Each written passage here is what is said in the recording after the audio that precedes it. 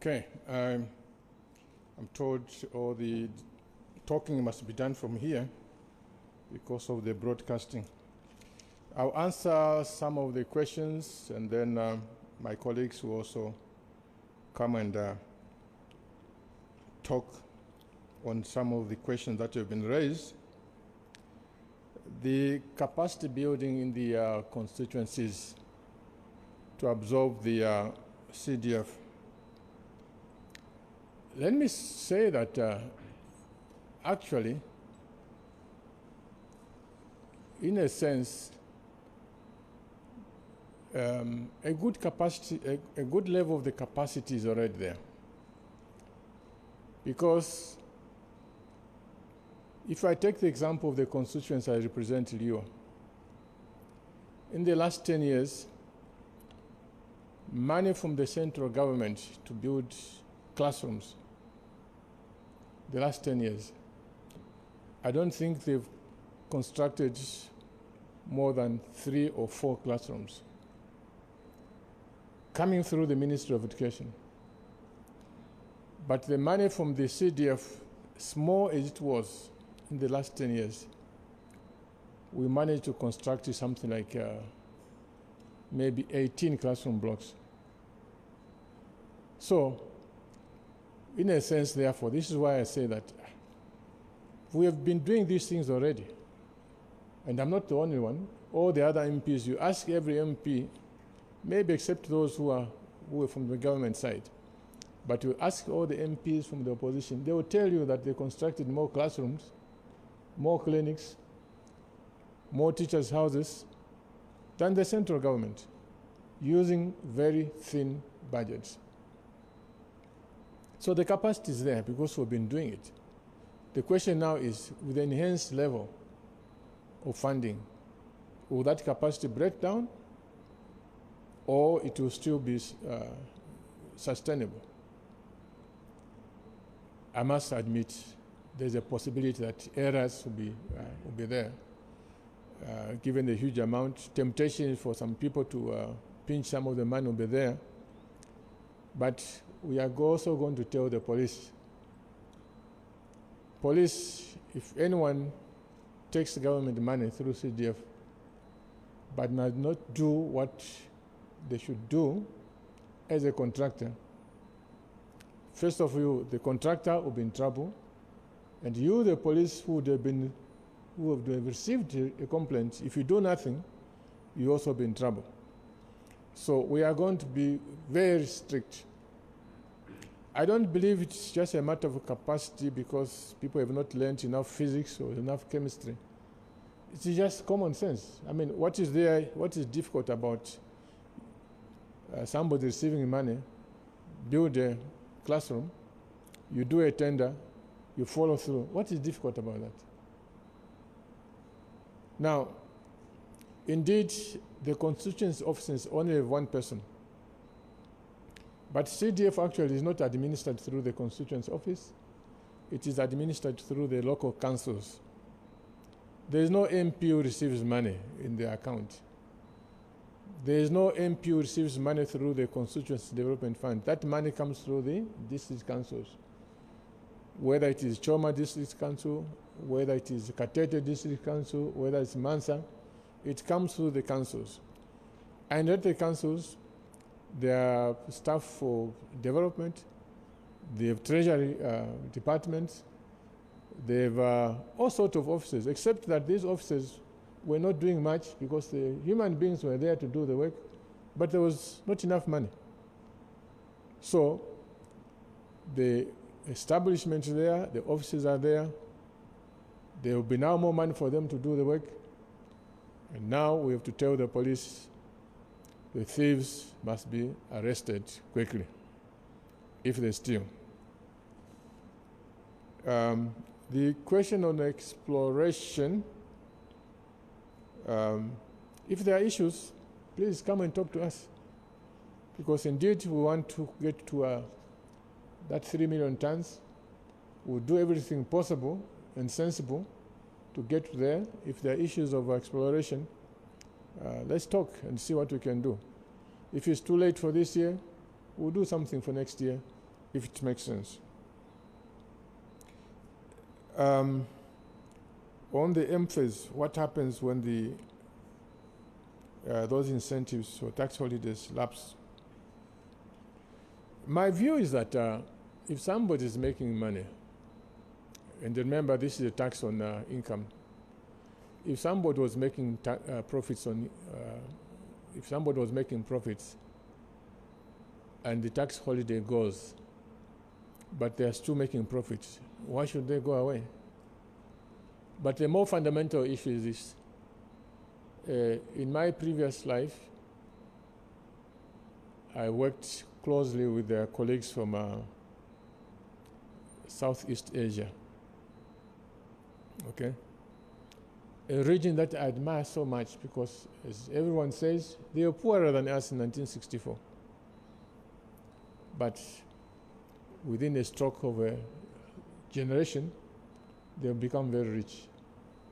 And as I interacted with those people, as they came here, advised, these are some of the things that they advise us to do. And we shall get advisors. When we talk about emphasis, we are going to get advisors to sit here with us. Not advisors who are going to write essays and live on our desks. No.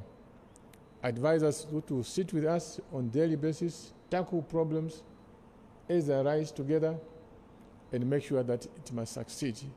Colleagues, there's no choice, this thing must succeed.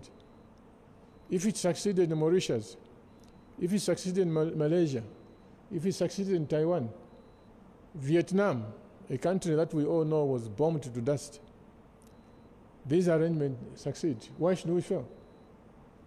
There is no chance for failure now. Failure is not an option. If we fail, just know that this country is going to go up in flames because these young people that we are busy producing and not giving jobs, they will not leave us in peace. So there is no option for failure. There are some tax issues here from, and also the numbers issues from the budgets. Can I ask the ST, and the Commissioner General to talk about the insurance tax issues?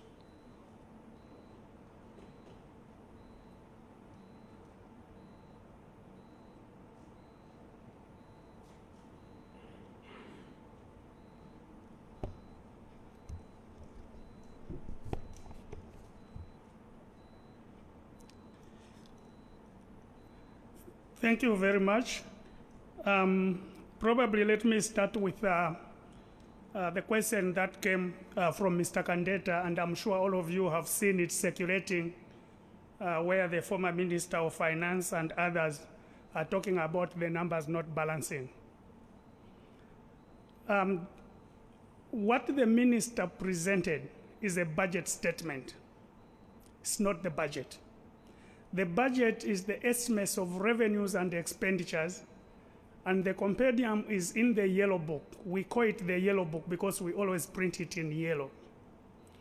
And that is where we give the details of every way that is going to be spent. Now, when the minister is announcing the summary of the budget, he doesn't provide all the details that are in the budget. He provides the highlights, mostly looking at the policy and the highlights in the numbers where he's talking about what are these numbers and what are some of the critical components in those numbers. And what the people that are analyzing or criticizing have done, when the minister says, I'm going to provide so much for the education sector, of which probably the critical part is the salaries for the new recruitment, and he puts that salary for the new recruitments, and he doesn't put everything, including operations and grant transfers, and they go and just add that of which that has been put in the budget, and then they say the budget is not adding up. The budget is adding up. What is in the budget is just the highlights. And this is a tradition that we have been doing, including when you look at the time I joined the Ministry of Finance in 1999. You can go back to all the budget speeches. One, we have always standardized for purposes of trend analysis. There are analysts that want to do trend analysis, and we try to standardize. We haven't changed the format of the budget to ensure that there is some trend analysis and we can see how the performance of the budgets are happening year after year. So if you went to ask, even in 2012, when the Honorable Mao Sampa was in the Ministry of Finance, you go and look at the budget we presented, and you analyze it in the way they want to analyze it today. Again, you are going to say the budget is not balancing because we are not providing all the numbers. Because if we did that, then the budget speech will be as huge as the Yellow Book is. Mr. Kawamba asked about the revenue side of the budget. And interestingly, yesterday, a guy called Kosi, I don't know him, but he presented something where he was talking about the safetiness on the revenue side.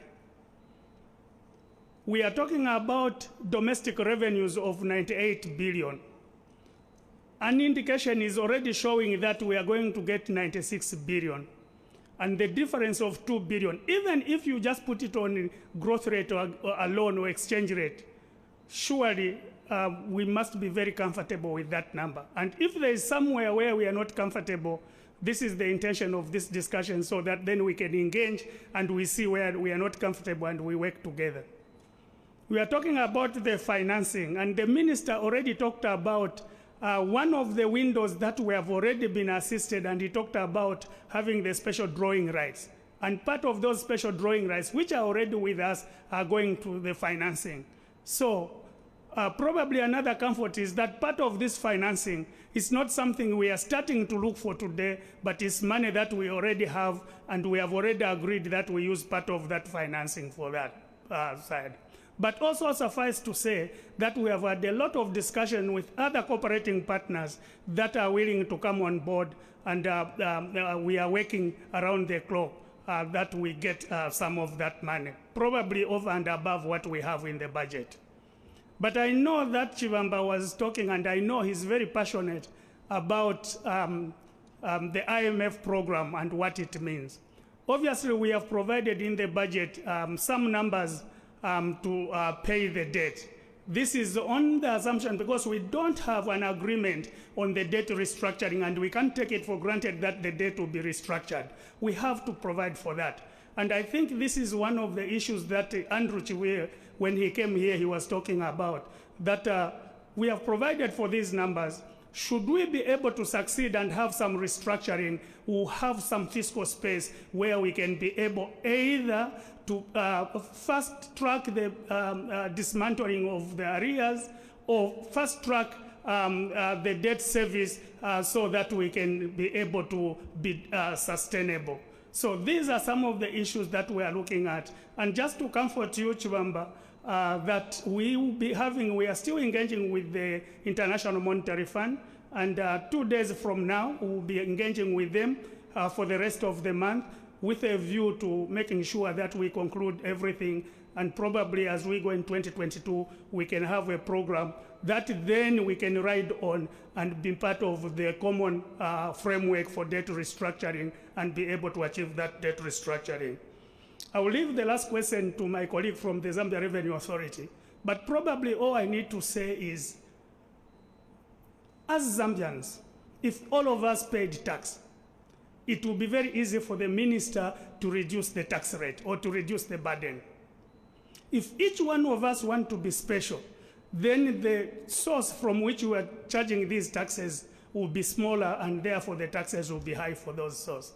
And the challenge that I give to the insurance is that they came and talked about what happened then and how we went around to try and resolve their problem.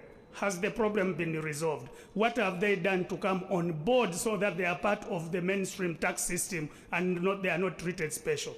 And if they want to be treated special, for how long should we treat them special before they come on the main board and be part of this economic development? I thank you.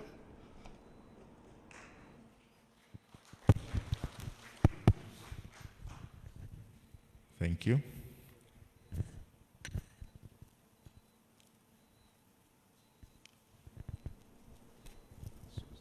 Sorry, moderator, I barged in, but anyway, I got Proceed, Governor. Thank you. Good morning, everyone. I just wanted to add on the aspect of the IMF, because I think a number of times what I've seen is that the focus tends to be on just the debt restructuring. But there's more that lies behind that. I'm sure those of you who are close to how government has been operating, we have had challenges of getting what is called budget support. Budget support, put simply, is money which goes into government coffers as a basket where the ministry, as part of its budgeting, does that. Some of you also remember, not too long ago, we used to have what we called the CGs, the consultative group meetings, where the government, along with the cooperating partners, engage into some discussion in terms of mobilizing financing for the budget. So what I'm trying to say here is that quite apart from creating the environment for debt restructuring, there is also budget support mobilization. An agreement with the IMF provides that mechanism for budget support to come through. Institutions like the World Bank will not provide budget support if you do not have an IMF program. Equally, the African Development Bank, they can speak for themselves too, they will not provide budget support if you don't have an agreement with the IMF. And this has been the reality in our country for some time now. So what I'm saying in short is that by having an IMF program, you open the door to get budget support from these other institutions. If I may extend that a bit, we noted that even some bilaterals had ceased giving support because they felt that the risks were too high. So with the fund program, that opportunity is now available, and I think the goodwill is there. So I just thought I should add that dimension. Thank you very much.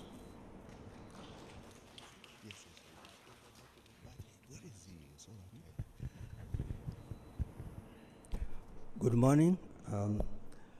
On the insurance premium, I think the key issue to look at is that at the time of the introduction of the policy measure, it was meant to be a stopgap measure to address some of the peculiar challenges pertaining to the administration of VAT, particularly involving the insurance brokers as well. So over the years, lessons have been learned in terms of enhancements that can be done to that. And the line of thinking is that we bring it on the VAT and address it together with the other reforms that we intend to undertake with the VAT. You can imagine from the administration side, you have multiple tax types. So it's got administrative challenges with that, in that you have to set up your systems to run particular tax types, in this case, insurance premium. You have to have specialized people in terms of staff to handle that particular tax type. So with the consolidation into VAT, we are intending to have it all harmonized under one and address the reforms together with the other planned interventions on mitigating the challenges on VAT. My understanding is that there were some discussions with the industry pertaining to this, but PS has just confirmed that if there is a further proposal from the industry on how best we can manage the administration going forward, we're welcome to the suggestions from the industry. Thank you. Thank you very much, CD. I saw a hand from the lady at the back in white. Then there's a gentleman in white there, and a hand from the top there. They are now not paying attention. We didn't have enough seats, so I've gotten a message that there's someone who wants to ask a question. So we'll start with Madam, come please. Then the gentleman in white and the ZAM president. and I've seen Mr. Mande. So we'll take these 4 and then come to another set.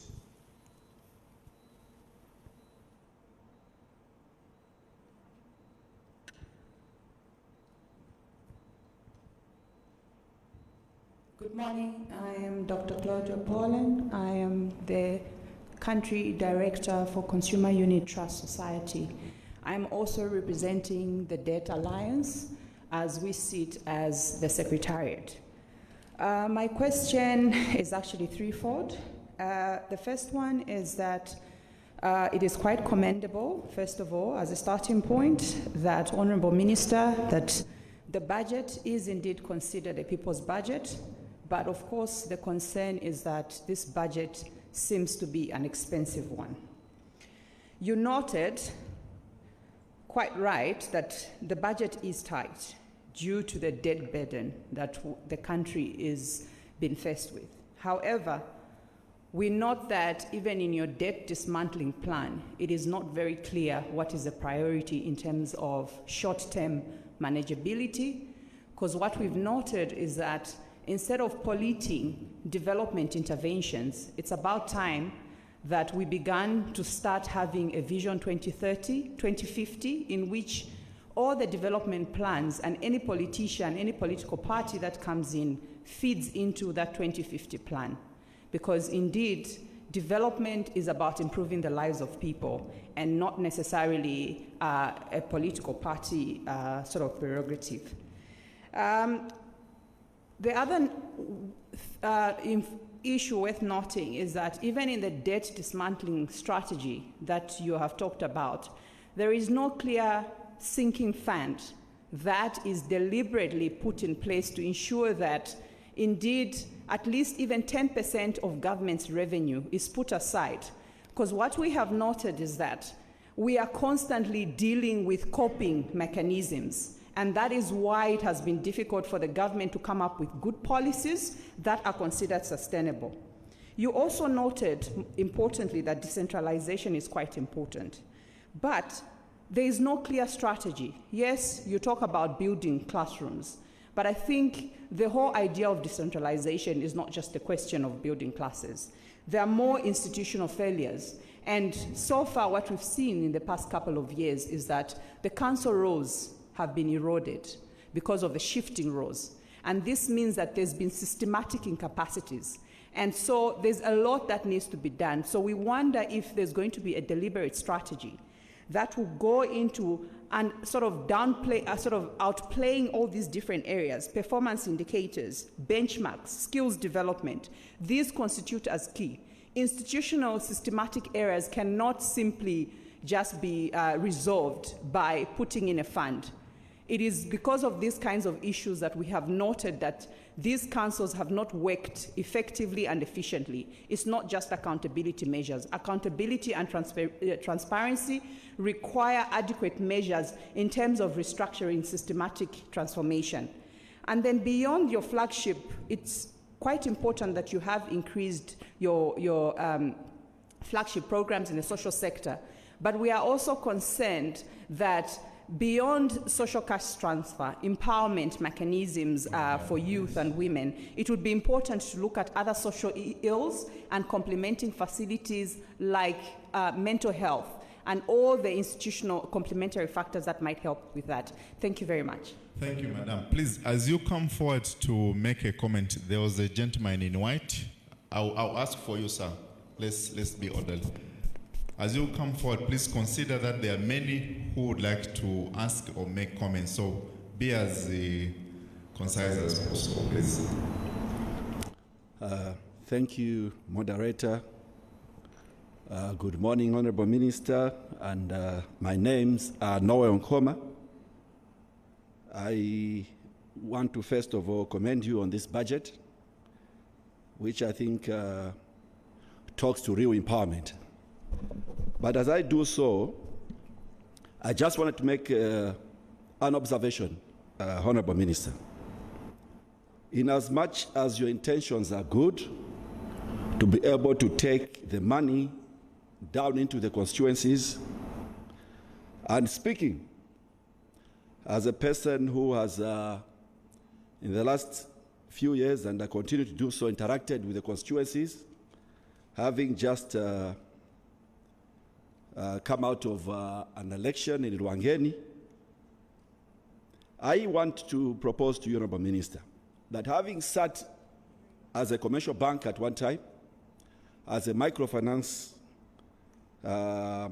service provider at one time, and now a politician, your proposal to ask the banks to support the SMEs, more especially in rural constituencies, it's a tall order. It won't work. Banks have been known to be risk averse. And having created a Ministry of SMEs, for this Constitutional Development Fund to really have a meaningful impact in the constituencies, my proposal, Minister, is that you work with the CEEC. Provide capacity to CEC. CEC is in all the districts, all the provinces.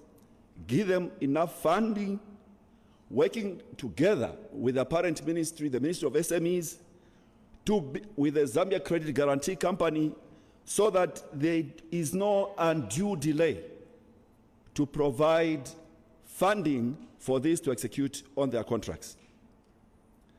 Secondly, the issue in terms of commitments or contractual commitments by the CDF committees, I know that it's broad-based in as far as representation is concerned, but I think make it very clear, Minister, that they should not overcommit beyond the resource envelope, because you'll be transferring already as a Minister of Finance. You are sitting on so much debt owed to suppliers of goods and services domestically. So if we give them a free hand to contract without money in the account, we are going to create stress and strife in the villages. And I would like that to be very clear to them. Don't commit beyond what you have been given in the resource envelope. Lastly, let us emphasize that the application and implementation of the CDF should be a cash budget-driven process. I thank you, Minister. ZAM President, what is your question? Please introduce yourself.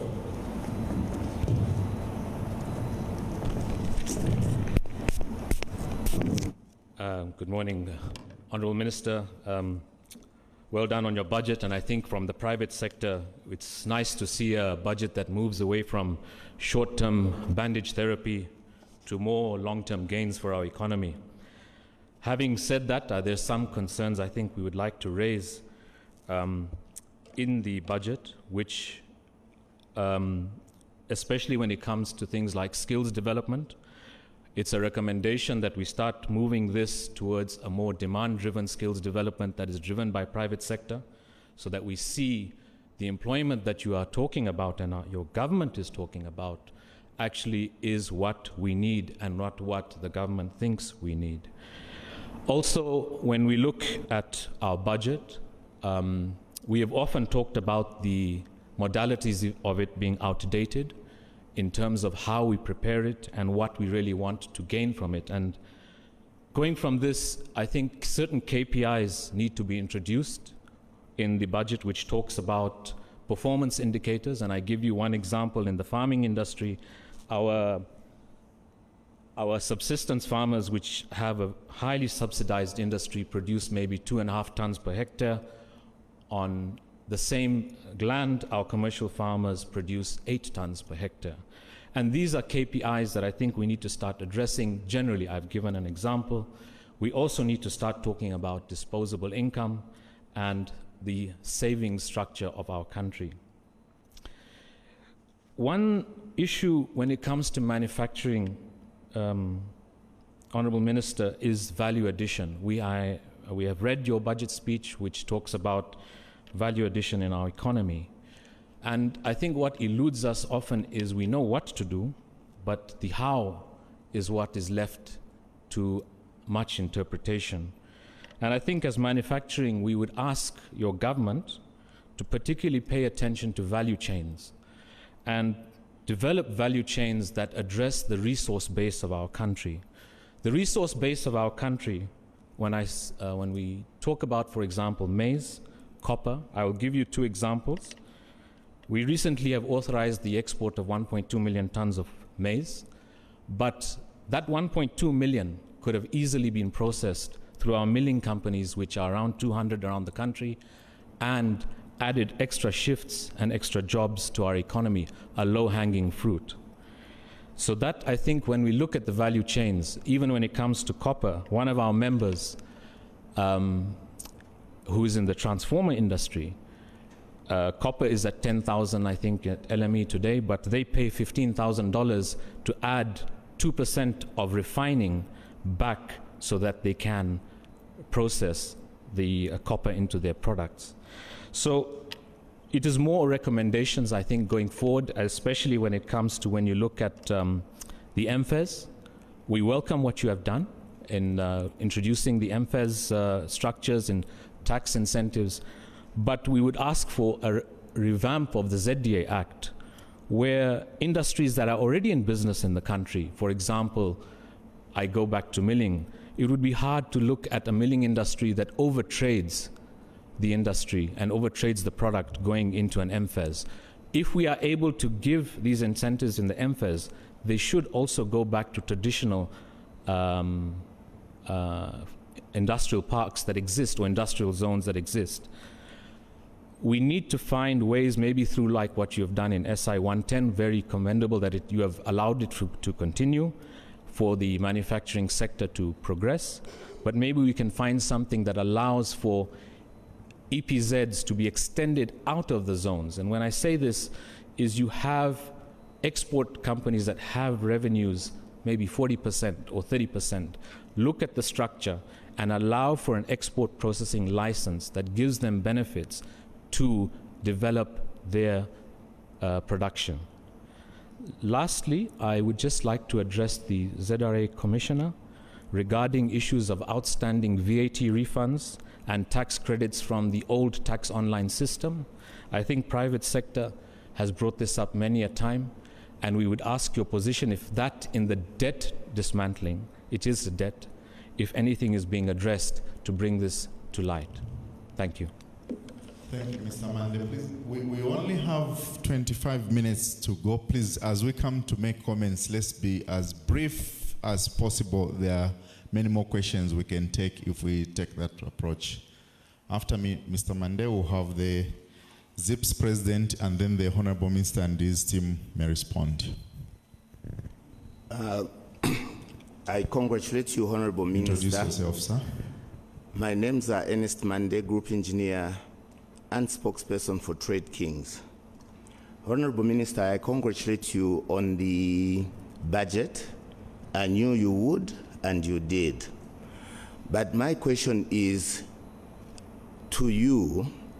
You've been very categorical on increasing the production of raw copper. We would like to hear a statement from you on value addition, because then we will streamline and strengthen our economy. If you go to the number of the capacity you want, and imagine just half that capacity is processed in Zambia and added value in Zambia, what it would mean to the economy. I thank you.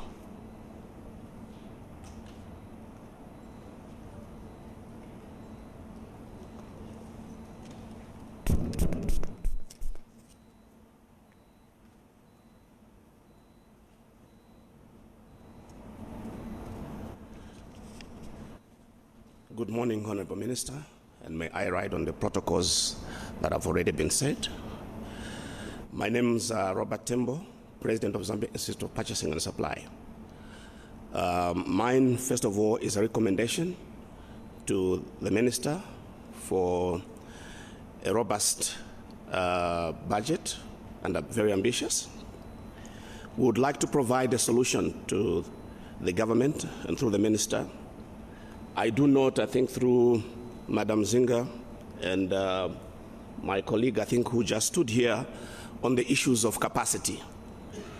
As Zambia Institute of Purchasing and Supply, would like to provide a solution by providing the relevant manuals that the government would use in ensuring that the capacities that are required in transferring the resources that have been put across, especially that the resource envelope has now been increased.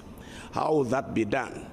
We'll put up a multidisciplinary procurement project manual, which will then include the procurement manuals, and then the financing aspect of the manuals, and then the capacity building of the stakeholders into the project. That will also come in with what we refer to as community procurement. This will then indicate that you segment the stakeholders into an amount, a figure that you could put across and say, for this community, what does the community require? So the community itself will come up with the projects which they require and phase an approach, which will then we can say, fine, one, for this community they require a borehole. How will this borehole be funded?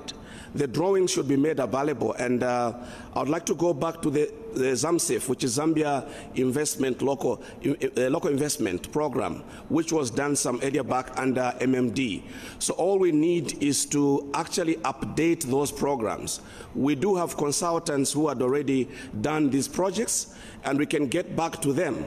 So we do have a team that is ready, available to actualize this, and it can be done within 3 months. The other question I have, and for us, we are more than ready on the procurement manuals to actualize what I've said.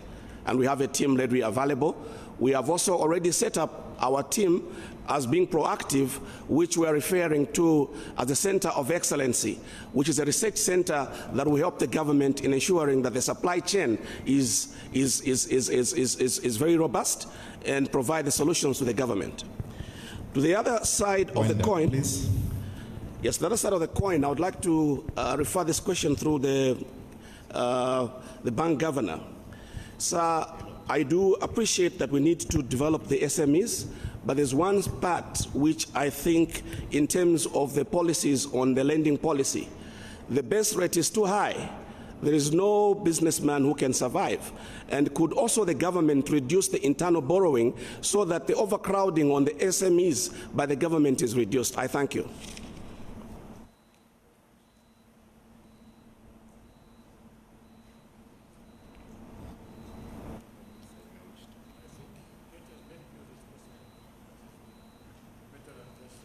All right. Anneli Chwe, Plan International, please come forward to.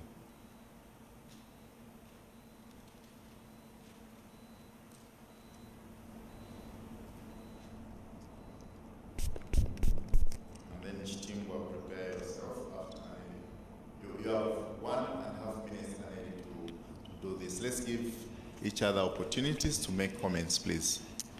Thank you, Mr. Chileshe, and good morning, Minister. I think for me, my starting point is just to acknowledge the precedence that has been given to us in terms of having this symposium almost a week after the announcement of the budget. I still want to go back to the issue of capacity in the constituencies in terms of how the CDF is going to be utilized. I agree with the Minister that this fund has been utilized very well in the past, but we also have to relook at how much it was in the past, how much is it now, who was participating then, and who is going to participate now. We have our youths also wanting to be part of the decisions that are made in these constituencies, but at what level do they understand what is at stake? How is the 25.7 million broken down? What are the percentages going for different uses? And finally, to speak to accountability and what accountability mechanisms are in place. Thank you.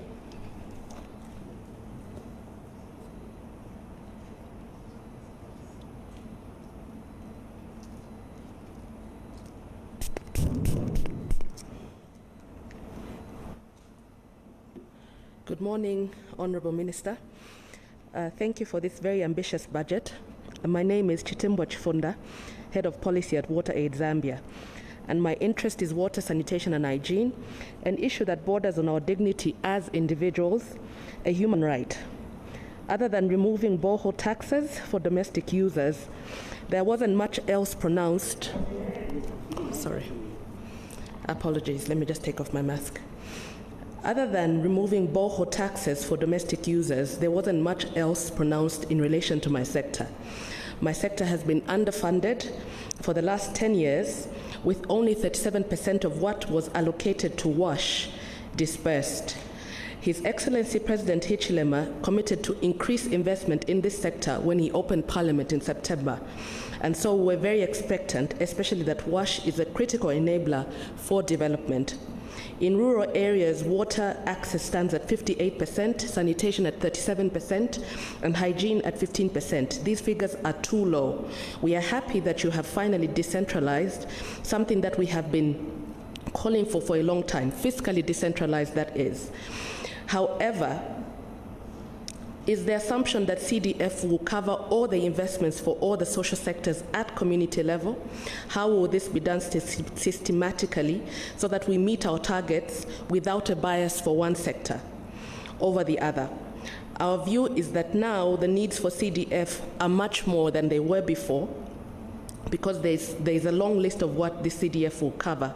So how will you ensure, since you are also in charge of planning, how will you ensure that WASH needs, health needs, education needs, and other needs are met in line with our aspirations, the Vision 2030, in relation to all the other pressing needs? Thank you so much.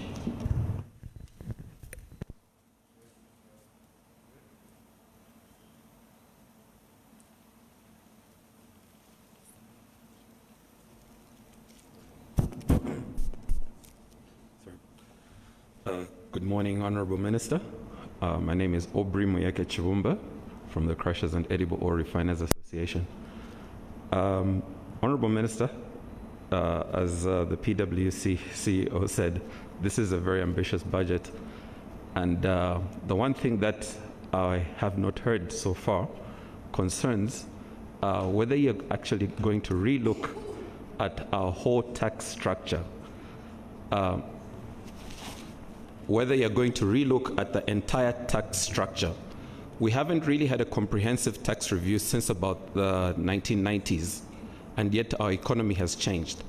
And one of the things I know that I've discussed with the ST before is that if we hit our tax take at, the tax average in SADC is about 26%. And if we hit that 26% target, then you have the potential of raising at least $1.2 billion per year in additional taxes. But this hasn't seemed to come out as a priority. And I would like to hear if that's something that you would be looking at. Secondly, with such an expansion, right, in the budget, there's going to be very little impact if there isn't complementary monetary policy, which is going to support growth. Again, I haven't heard anything much about that, and I'd appreciate if you could elaborate on that. Thank you very much. May I now request the President of the Ndola Chamber? This entire session has been about to sucker-base people. Please, can you come forward within 2 minutes, share your views? I'll say it on your behalf, all protocol observed. Proceed. Thank you, Paul Chisunka, President of the Ndola Chamber of Commerce. Honorable Minister, all protocols observed. I greet you all with a powerful handshake of commerce, trade, and industry. Thank you for the multi-dimensional budget, Minister. Quick observations and recommendations.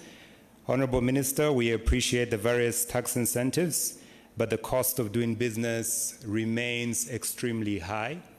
We hope that there will be decisive action that will be taken in terms of streamlining the licensing regime so that we can reduce the cost of doing business, as well as making tangible steps towards reducing interest rates.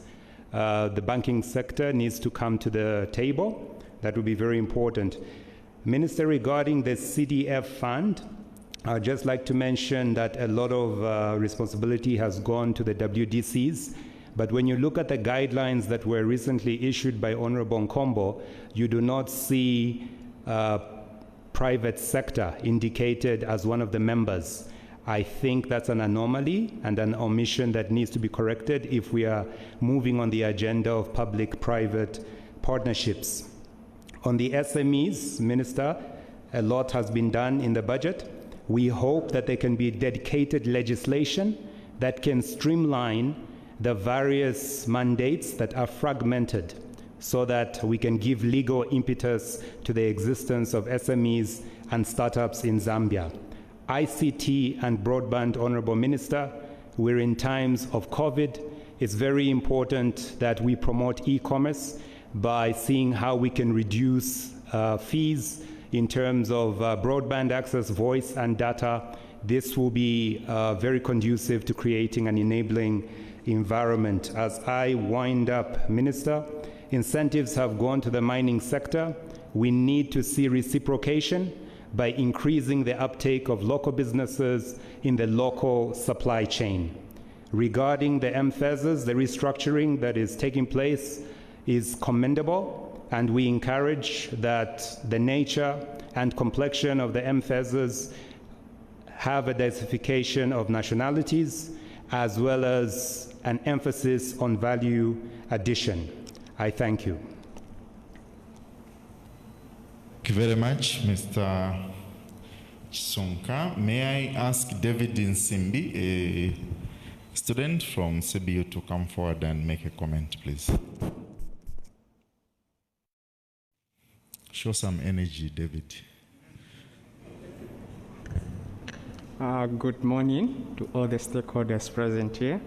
First of all, I would like to express my gratitude to the Honorable Minister of Finance and National Planning and the entire Ministry of Finance for granting me this rare opportunity to be part of the post-budget symposium. I have two questions, one in agriculture and the other one in education. My first question is on education. In relation to the budget speech presented by the Honorable Minister of Finance last Friday, on behalf of my fellow students across this nation, I would like to know what is the New Dawn government's stance over the issue of reinstating meal allowances for students, and how and when will the meal allowances be reinstated? My second question, sir, is on agriculture.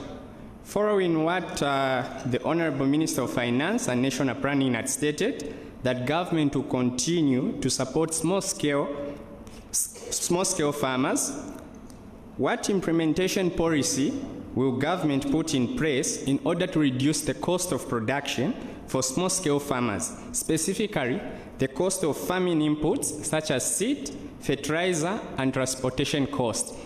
This can be seen statistically when we look at soybeans production.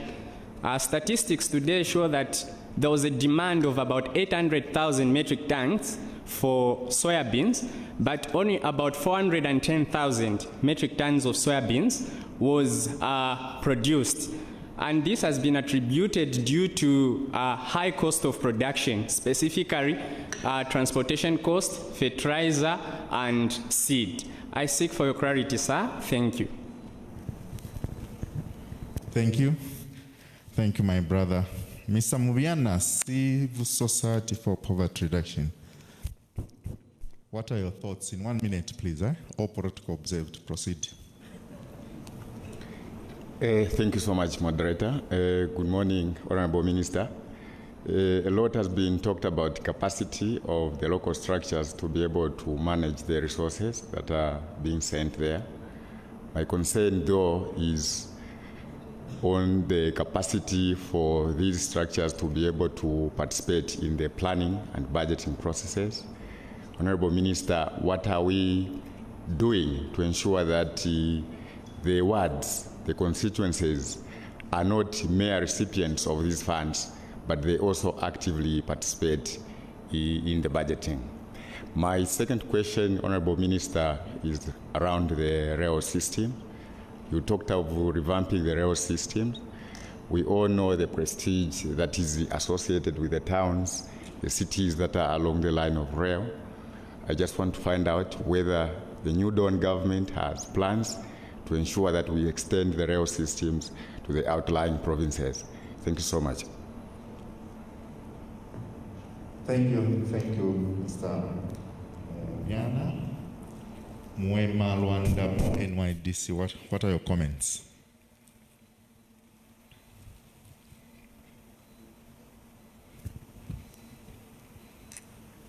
After Mwema, Gigi Katomtoka. Right. Very good morning, Honorable Minister and everyone here present. My name is Luandamo Mwema from the National Youth Development Council, NYDC. My question is, with regards to the aspect of education and skills development, what mechanisms or structures is the new government identifying to ensure the provision of the skills development to the 40 to 50 youth that you mentioned in your remarks today? And also, as an institution, we would like to request that you consider working with youth organizations in executing these services to the youth, and also national youth implementing organizations such as the National Youth Development Council. Thank you. Thank you, Mwema. Excellent. Can we clap for him for observing time? Huh? Well trained. Prudence Chota, Camnet TV. After that, Caesar, and then the president of the Zambia Chamber of Mines, please. Prudence, can we hurry up, please?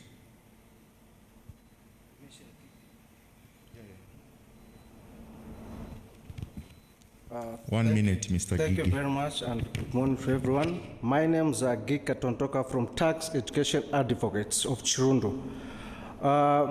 Honorable Minister, thank you for this ambitious budget. Everyone from where I come from, everyone is happy, including those who doubt, but they are very happy.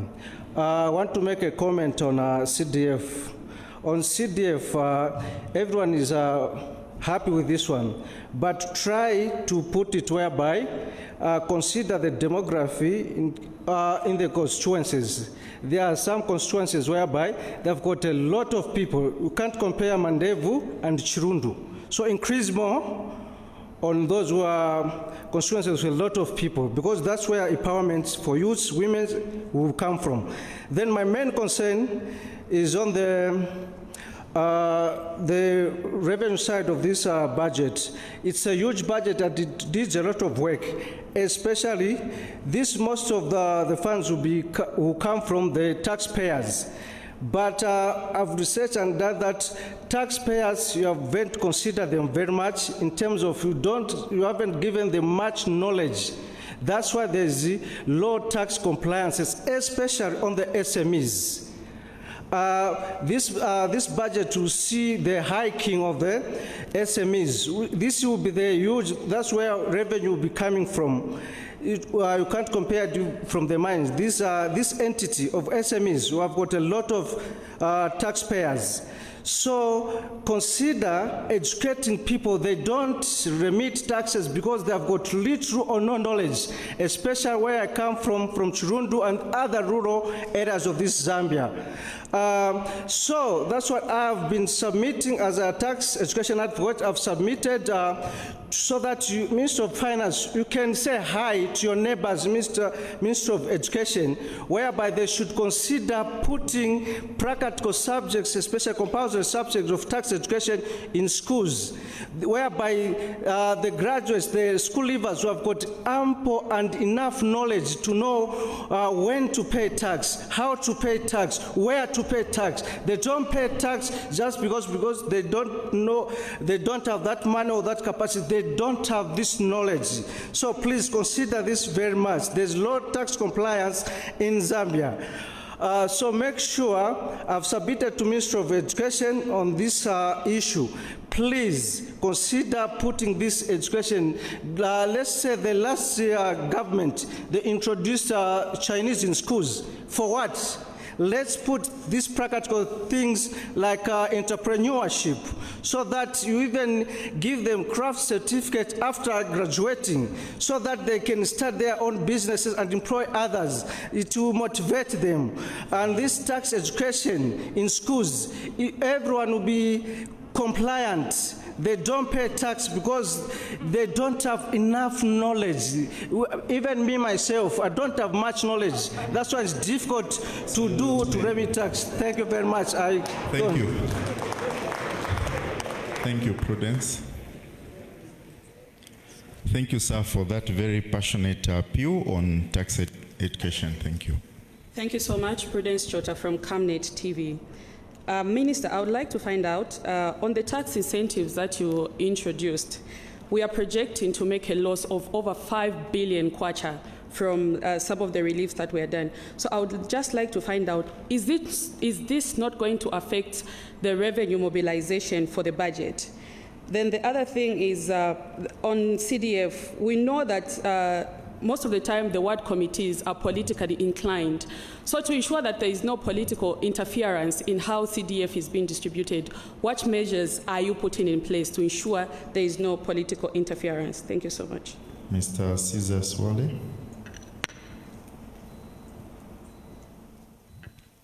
And then Chiwe Mwerwa. 1 minute each. Good morning, ladies and gentlemen. It's really encouraging to see the great faces that are here to present this budget to us. And Governor, welcome back. Many of us in the market are very pleased. I'll put the compliments last on the budget and maybe start, though, with one disappointment. After 20 years for me in the capital market, once again, we have a discussion and a panel without any representation from the Zambian capital market. Would have hoped this time would have seen either the Capital Markets Association or the Securities and Exchange Commission being present. If we're going to develop this country, we have to recognize that there are multiple pillars of revenue. There's your private equity, which doesn't exist in this country yet. There's the capital market, which does exist, but today is pretty much on its knees. And then there are the commercial banks.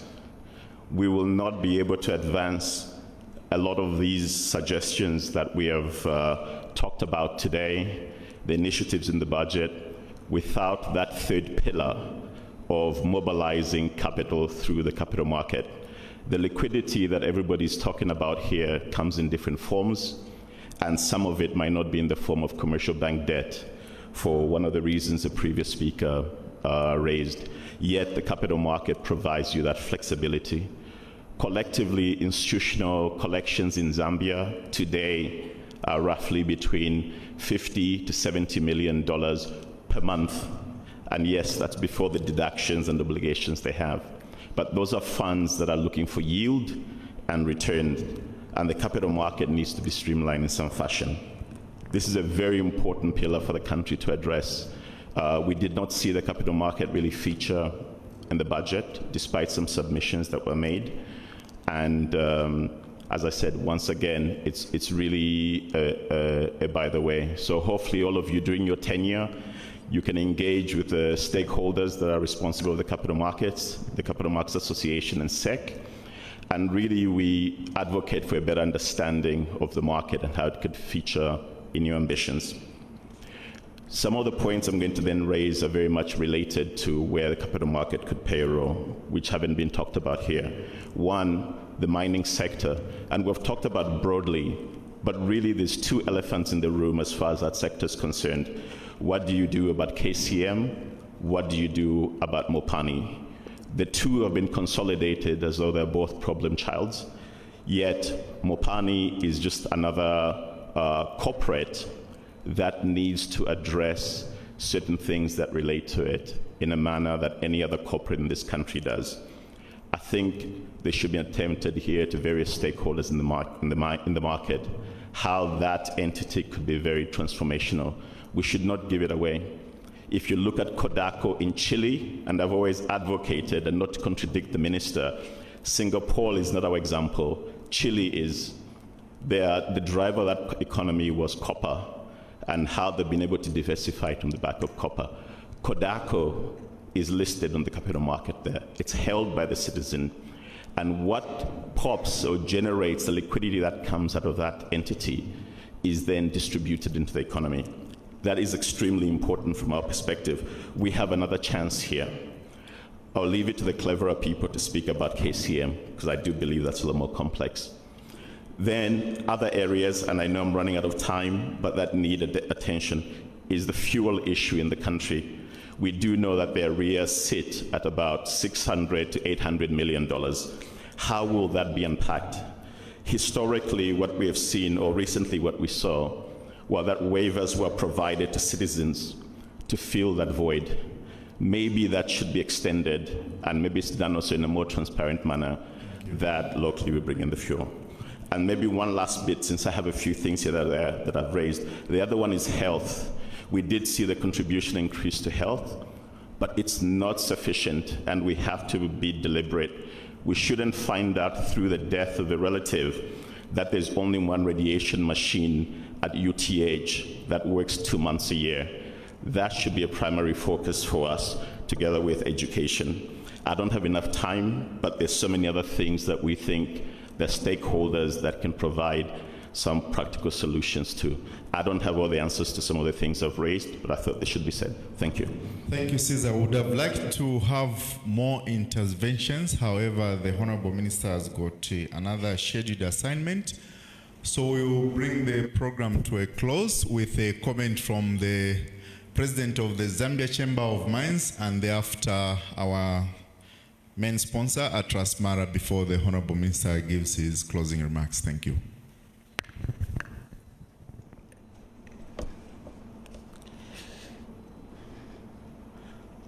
Honorable Minister, good morning, and high table, good morning.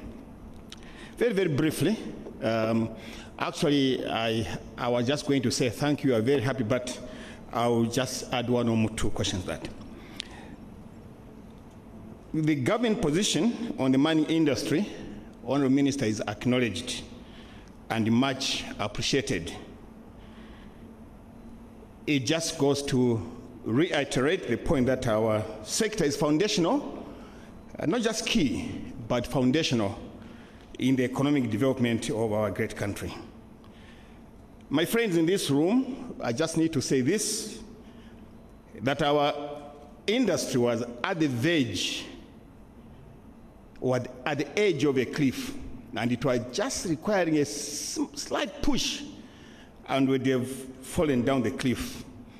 So the position the government has taken to revitalize our industry is an answer to what we have been pushing for some time now, a period of 10 years, I think it is.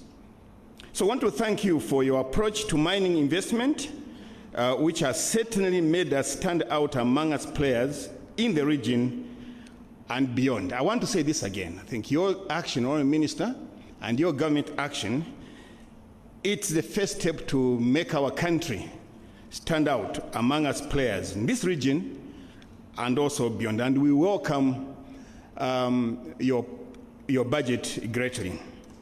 So what we must now do is to let the minerals grow, to let the minerals germinate and grow. All minerals, all minerals, whether they be base, whether they be industrial or gemstones. This is a time to let Zambia's minerals germinate. That's a term that we're going to use, that you hear us say from time to time as we engage you and the rest of your fellow ministers whom we work with in the sector. We are very confident that we are going to start to see our minerals germinate and grow. There is a great need to build a pipeline of viable projects, and it starts now. Working together with the Ministry of Mines and especially the Geological Survey department, we will continue to reach out to yourself and to the rest of the ministries to ensure that your plans actually bear fruit. We work very closely with you to ensure that our members operate reasonably and responsibly to bring our country to world status mining as a world-class mining country, bringing technologies and skills that are suitable to operate the industry. I think it's very important for me to say here that we acknowledge the statement made earlier on about skills. Skills, my dear friends, play a major role in the industry. The plan for us to get to 3 million tonnes will not be achieved with the money alone, it will be achieved with the people. And for this, we will continue to seek skills without borders in our country for the mining industry. Finally, sir, we need to therefore start to aggressively market the mining sector. This is like what you were doing before, 2009 and 2011. This is nothing new to you, Honourable Minister, and your friends that era. They need to aggressively market our sector and to reach out to people that have investment, whether they be local, whether they be foreign, is a job that we think is a big task ahead of us. And finally, we just want to appreciate the budget and also take on board those that are skeptical. The 1.5 million tonnes would have been achieved, yes, a long time ago, but things went wrong. Could we please correct those things so that we can get from 800 to 1.2 to 2 million and to 3 million. We believe it is achievable. So once again, on behalf of the members of the chamber, on the behalf of the small-scale operators in this country, and on behalf of the explorers, I want to say thank you for a good start to what we hope will be a turnaround for our industry. Thank you. Thank you, Dr. Bene. May I call upon one of our main sponsors, Atlas Mara Managing Director James Coney, to give us his thoughts, and then thereafter the Minister to proceed with his remarks and closure. Thank you.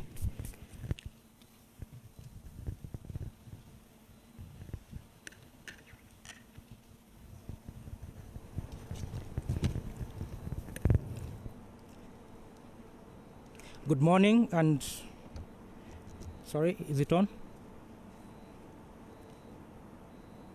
Okay, thank you. Good morning, and I would like to first of all just thank everybody for coming for this event, and more to those who have joined us in sponsoring this event, Trade Kings and PwC. But I would like to thank most sincerely the Minister and his team for having made time to come and speak about these important issues. I think from us, our observations, I think, are quite clear. This budget which has been presented is a very bold budget. It's bold and progressive.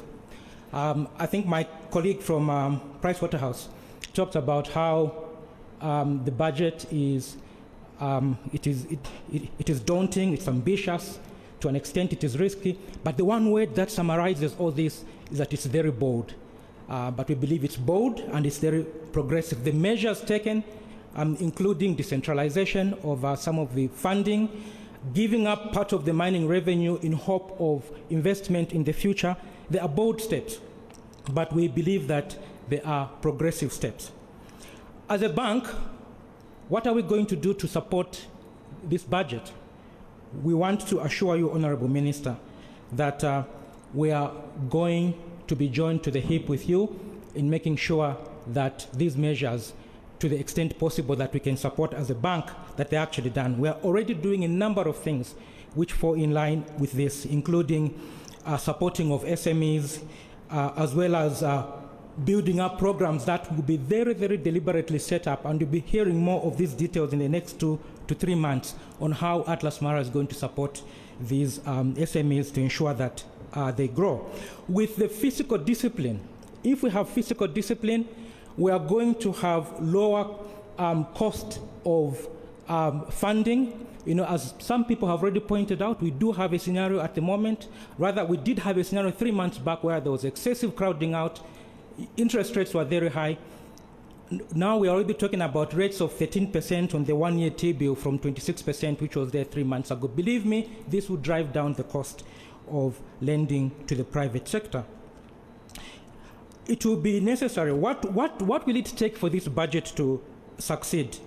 It will take building the necessary processes for those things that are new, like decentralization of CDF, building capacity, building the necessary financial literacy so that the money is properly expensed each quarter, providing the best possible value. It will also be necessary for the ministry to continue to be transparent and to continually engage with the private sector, with us, letting us know where we are and how far we are from meeting the targets that have been set. My last two remarks, Honorable Minister, are what I would call, they are important. They are very important. The first one is that clearly the budget has been set out. The ministry has laid out what it's going to do. As citizens, corporate and private, we have a responsibility to respond. And the first key response to that is tax compliance, complying with the payment of taxes.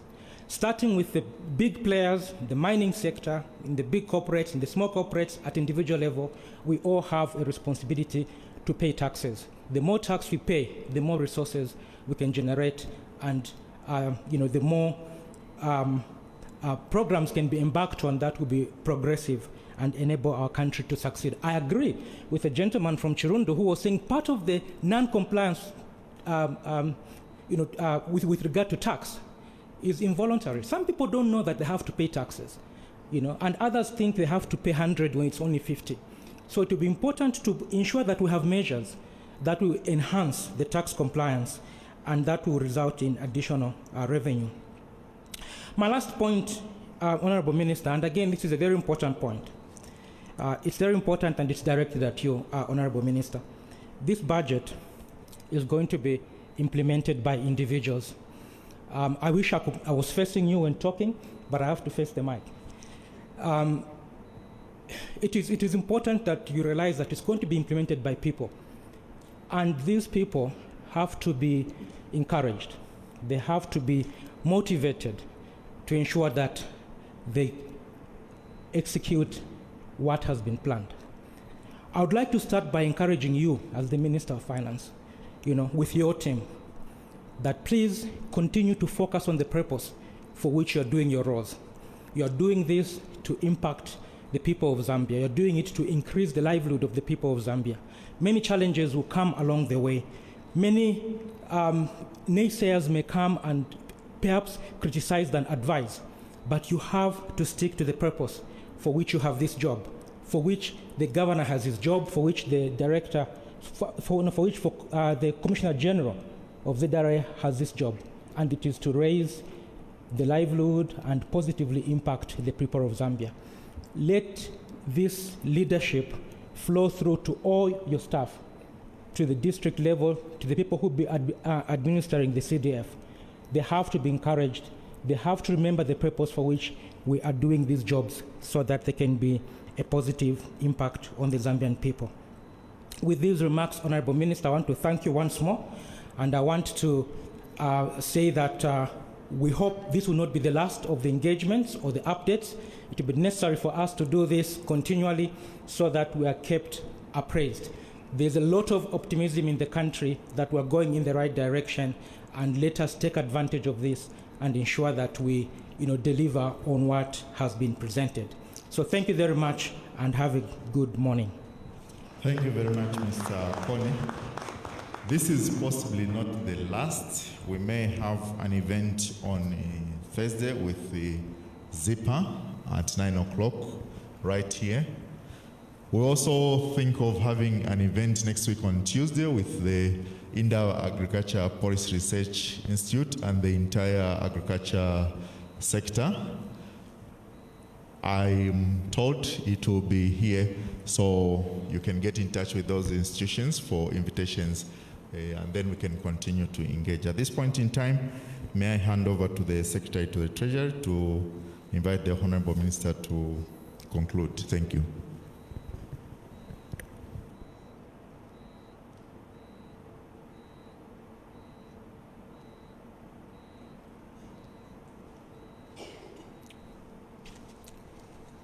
Thank you very much, Chileshe. And let me also say thanks a lot to everyone.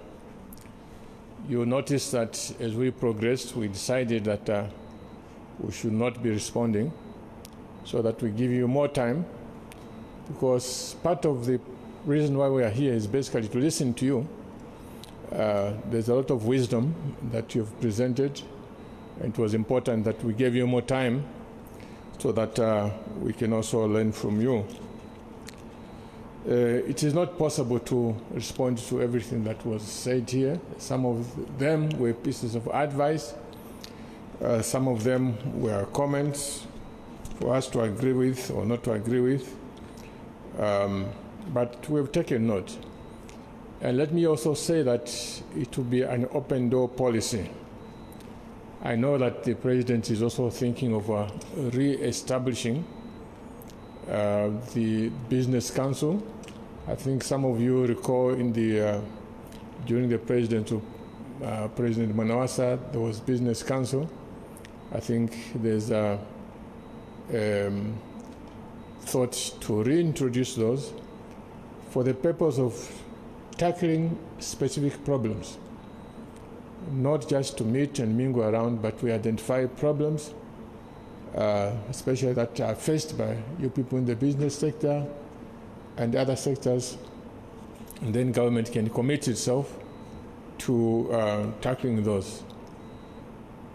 Just to remind you, some of the things that we enjoy today, such as the international gateway on the telephone lines, even the mobile phones themselves, these were products that came through engagement between the government and the private sector.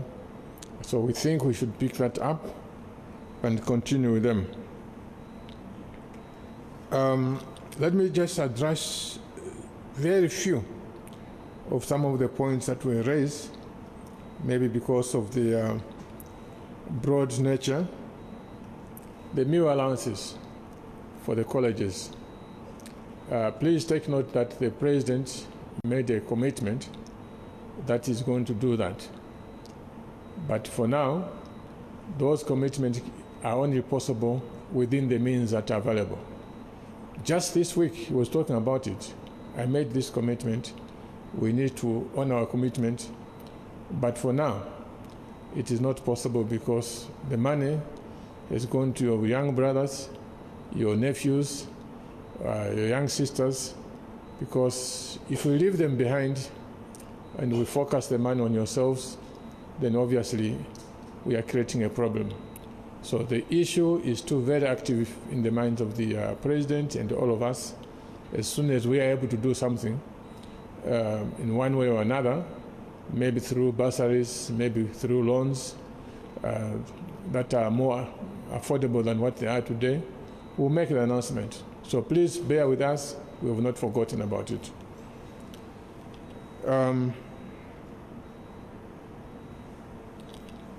There was also the issue about the demographic aspect of the CDF. This is something that we debated amongst ourselves. Some people said, look, people in Lusaka, Livala, Matero, and so forth, they have enough schools. They have enough hospitals and clinics. Why do you give them CDF? Why don't you take this to the remote places? Then others said, yeah, that is true. But whereas in the rural areas, the needs are for infrastructure, like classrooms and so forth, the needs here in Matero, Livala, and so forth, they are there, except that in a different form. So give them also CDF. And besides, in Matero, Livala, Mandevu, there are even more. Okay? The number of youth in these places are astronomical. So what we agreed is that for the time being, everyone will get an equal share. It is up to them to decide what are the pressing issues that they face. The rural areas, I know very clearly, it's about schools, desks, clinics. If that is not a priority in Mandevu, in Matero, maybe it is issues of employment or youth empowerment. So in that case then, a bigger part of the CDF would go to youth empowerment and jobs, so that these chaps in Lusaka, they mend their schools. Where glasses are broken, they are given contracts to go and mend those. Where roofs are broken, they are given contracts to go and mend those.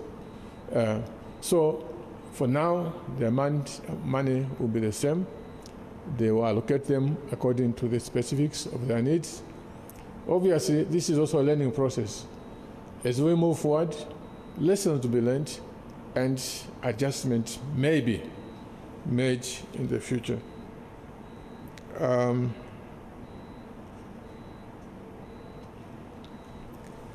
KCM and Mopani, these are in a mess.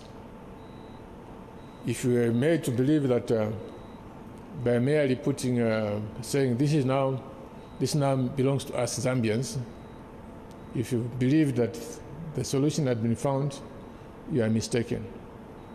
Already you can hear what is happening in KCM.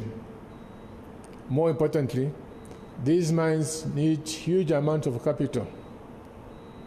They need huge amounts of capital to be able to bring them to the level which can contribute to that output mining that we're talking about.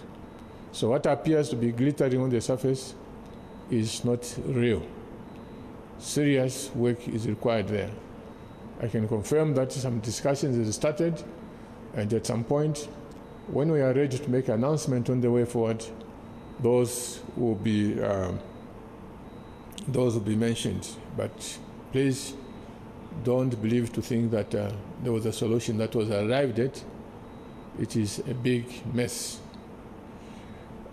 Fuel, this is again something that affects all of us. This is also a big mess because at the moment we are having to subsidize fuel to the extent of $21 million per month. Now, can you imagine if there was no subsidy on $21 million per month? The issues of your meal allowances would sort them out.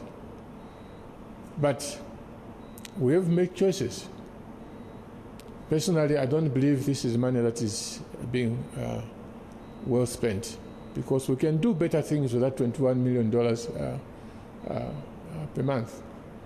But the good thing about fuel is that it may be possible to do adjustments on how we procure fuel, so that even when we remove the subsidies, even if we have to remove the subsidies, the price will not escalate because we are targeting the wastage in the system. So it is possible to cut out the wastage in the way fuel is being procured, and when you cut out that wastage, you may be able to remove the subsidies with just a minimum increment in the price at the pump. What are those wastages? The way fuel is being procured in this country is a problem. First of all, Indeni itself, I'm sorry to say, Indeni itself is a problem, because the product that comes out of Indeni is something that has been purified twice. The input in Indeni, when they buy the feedstock, they buy diesel, already refined diesel, already refined petrol, and then some other stuff put together. That's the one that comes in the pipeline to go to Indeni to refine, to be separated.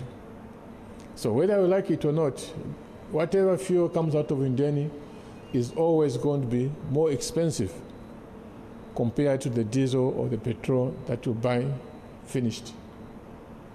So as a society, we have to make choices. Do we want cheaper fuel? If the answer is yes, then of course it means that we cannot buy from Indeni. But if you want Indeni, it means you must accept more expensive fuel. These are the choices that we have to make. Further, if it is finished products that we buy, if it is finished diesel, for example, that we buy, it is possible to transport that diesel from the ports of Dar es Salaam through the Tazama pipeline. The Tazama pipeline can transport diesel.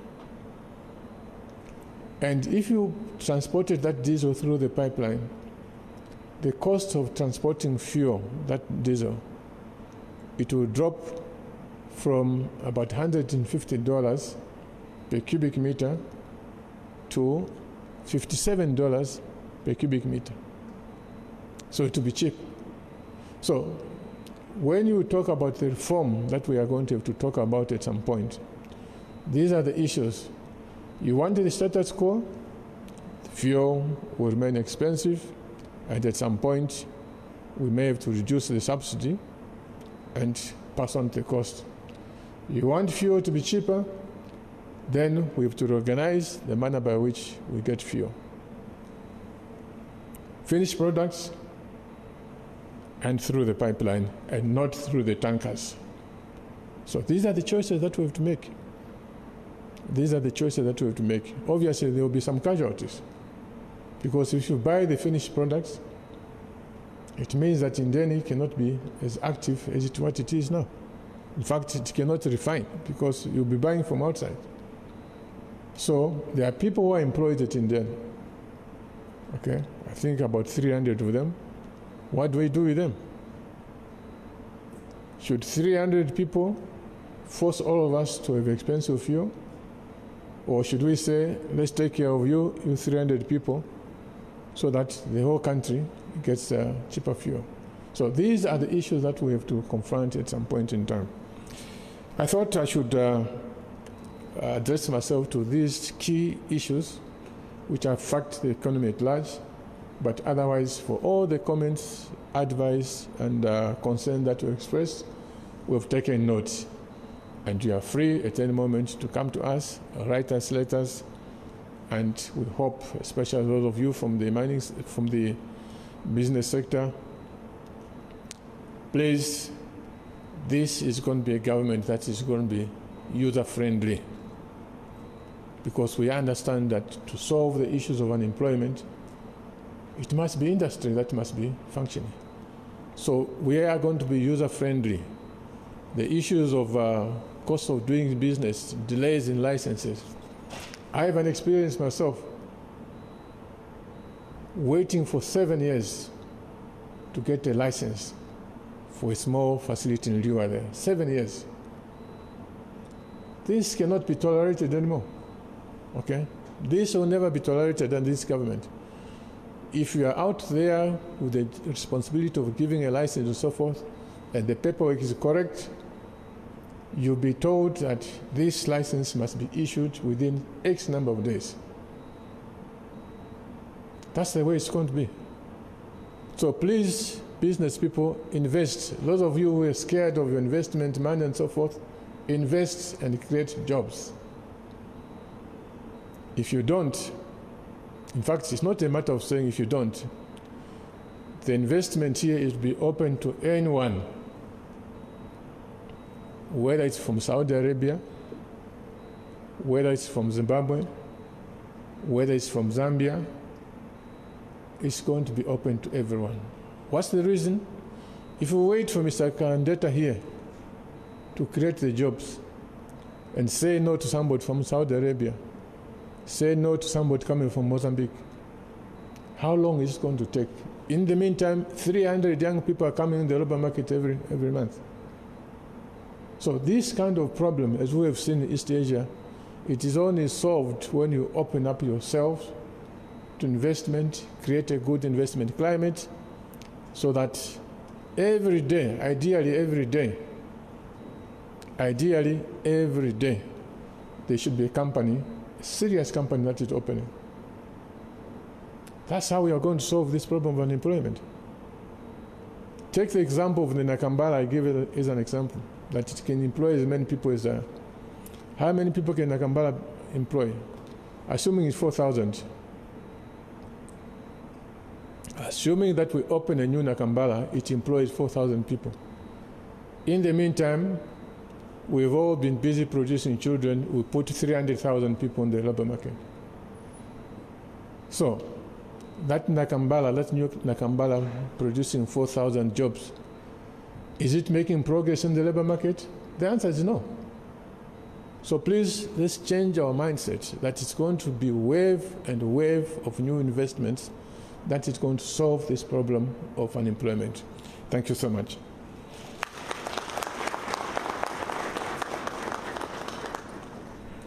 Thank you so much, Honorable Minister and your delegation. We thank everyone who took the time to come and make comments and ask, but we also especially thank so much those of you who had the patience to listen to the comments, questions, and the deliveries from the high table. At this point in time, shall we stand to close with the anthem, please?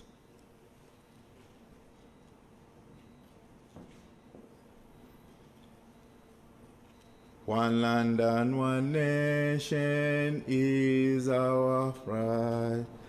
Dignity and peace in Zambia's sky. Like a noble eagle in its flight. Zambia, praise to thee, O one, strong and free. Praise be to God. Praise our great nation. Free men we stand under the flag of our land. Zambia, praise to thee, O one, strong and free. Thank you very much. The Honorable Minister and this delegation will take leave. We do have some snacks, however, outside for those of us who have the time to continue to network. If you didn't register, may we kindly request that you consider doing the registration so that we can remain in contact. Thank you.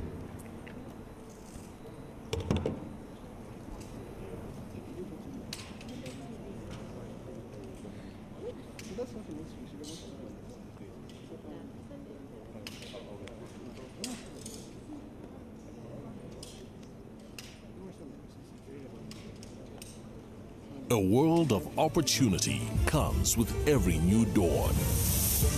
The chance to start a new journey. The chance to grow. To discover new ways of doing things. To make new partnerships.